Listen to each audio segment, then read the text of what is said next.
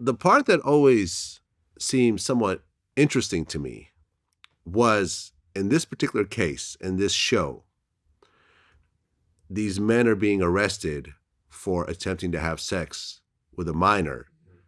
But in fact, the person is over 18 and just impersonating a minor.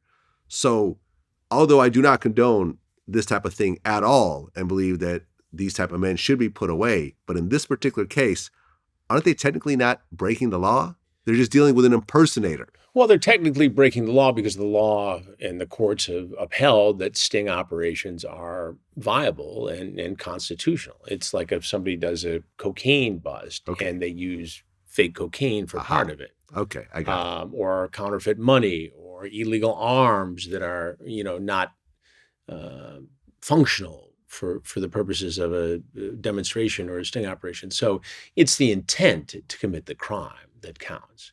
And, that it's not like the predator can argue that, well, I knew it was an adult and I was just testing it. I mean, they've argued that, but that's not, I'm sure it they have. doesn't wash. I mean, I know better, you know better, the police know better. Okay, got it. Yeah, I was just wondering how the law works. No, that's exactly how it works. So okay. Well, ultimately, because of the suicide, the show got canceled. That's not exactly true. We went on after that and did a number of other shows. Now, ultimately, NBC made the decision not to do new productions. But I think it had more to do, and I'm not saying the suicide had nothing to do with it. I'm sure there were considerations about, okay, if this could happen, what could happen next? I wasn't in on those meetings. What I can tell you is that the production became very expensive. And what NBC figured out is that they had a lot of material that could be repackaged, repurposed, and re-aired for many years to come without the expense of having to go out and shooting another one and getting ratings and attention and generating profits without doing another investigation. Aha. Okay. I mean, were you upset when the show was ultimately canceled?